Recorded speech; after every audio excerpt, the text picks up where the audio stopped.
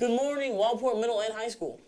Today is March 18th. Quite a few things have happened since the last time we were on. But luckily for you, you do not have to miss out. Today, we will be talking about Oregon passing a new bill to recriminalize drug possession, and a gray whale spotted in the Atlantic Ocean despite being extinct for over 200 years, and effects of solar eclipse.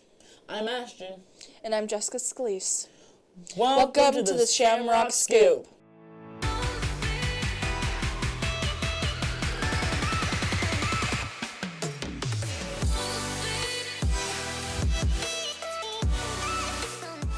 Oregon's Governor Tina Kotek has recently decided to sign a certain bill. This bill recriminalized being in possession of small amounts of drugs.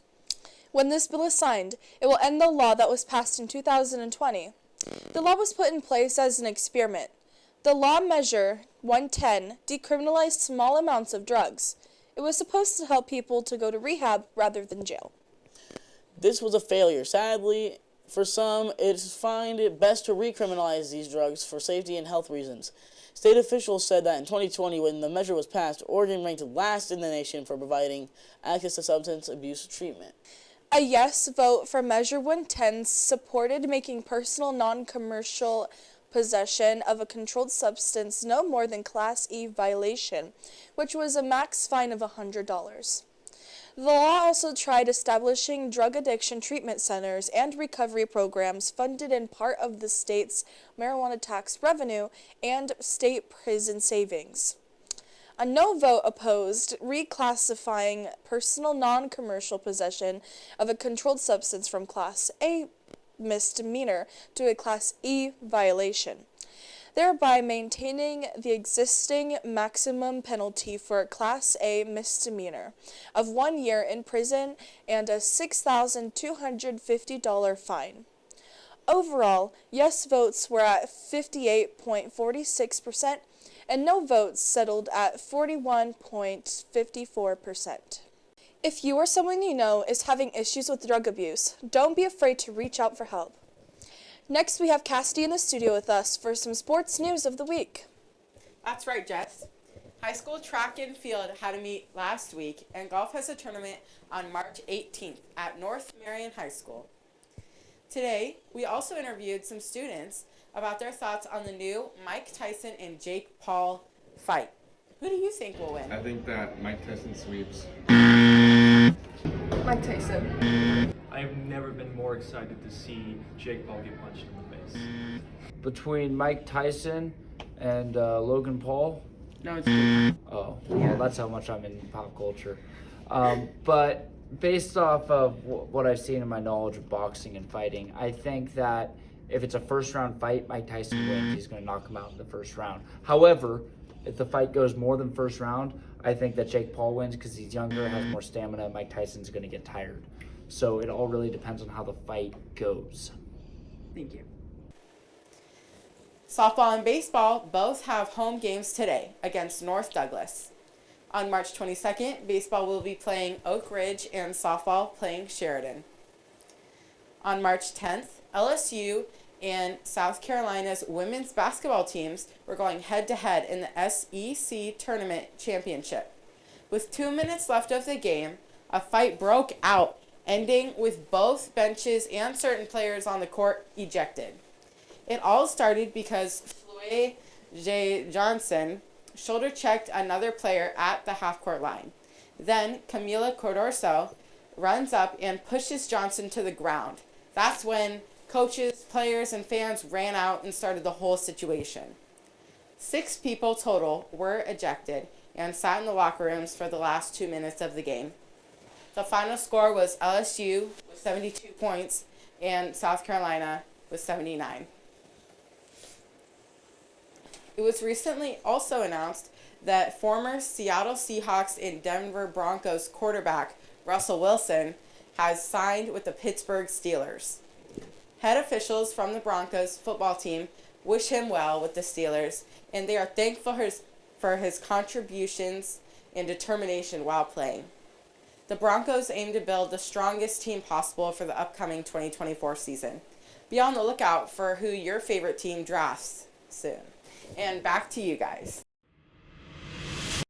Thank you, Cassie. Now let's shift our focus to the wonders of marine life, diving into the captivating world of gray whales. A gray whale was spotted in New England after being extinct for more than 200 years. In the Atlantic Ocean on March 1st, scientists were out on an aerial survey flight near Nantucket, a small island off Cape Cod, when they spotted an unusual-looking whale. They captured many photos of the whale that seemed to be feeding when they got back to land. They reviewed their photos and confirmed it was, in fact, a gray whale. They say it was the same whale that was spotted in December off the coast of Florida, but nobody is sure. If there are many of these creatures still out there, it is a distinct creature. The gray whale can be difficult to come by, but very easy to confirm. Their lack of dorsal fin along a trademark mottled gray and white skin and a rigid dorsal hump make the animals clearly distinguishable from other species. If we aren't careful, the remaining won't be around for long. Did you know that 99% of the world's species are extinct? It seems crazy to think about because there are still 8.7 million different species discovered, which means when the gray whales were around, there were 4 billion different species. The gray whale is also a large presence. One of these massive mammals can span up to 49 feet long and weigh 90,000 pounds. But why did they go extinct in the first place? Commercial whalers nicknamed the species devilfish because of its aggressive response to harpoons. This endangered status through this hunting may have contributed to the animal's endangered status. Though gray whales frequently cruise the water of the Pacific Ocean, and the species vanished in the 18th century, but they have seemed to have made a comeback. Some theorists believe that global warming has brought the beautiful creature back. Speaking of the ocean, did you know that the eclipse can change the global temperatures of the weather and slightly affect the ocean currents? No, I didn't know that. Tell me more. In case you don't know, or only know a little bit about them, in solar eclipse, the moon passes between Earth and the sun, fully or partially obscuring our star for a little while, and temperatures can dip to 4 to 10 degrees Fahrenheit. Less solar radiation hits the Earth. While it is very cool to look at, never look at it with your bare eyes. Looking at the intense light from the sun, even just for a few seconds, can cause permanent damage to the retina, which is part of the eye directly responsible for vision. Exposing your eyes to the sun without proper eye protection during a solar eclipse can cause retinal burns. On April 8th, a solar eclipse will make its appearance in the North America. Visibility ranges from Canada and Mexico as well. Though there is a wide range of visibility, some cloudage will be an issue for the following areas: Oklahoma, Arkansas, Missouri, Indiana, Kentucky, and Ohio. The eclipse will cause chilling temperatures in the moon's orbit and those that surround it. Wow, that's a lot of information to hold on to from today's episode. We'll see you next time on Shamrock Scoop.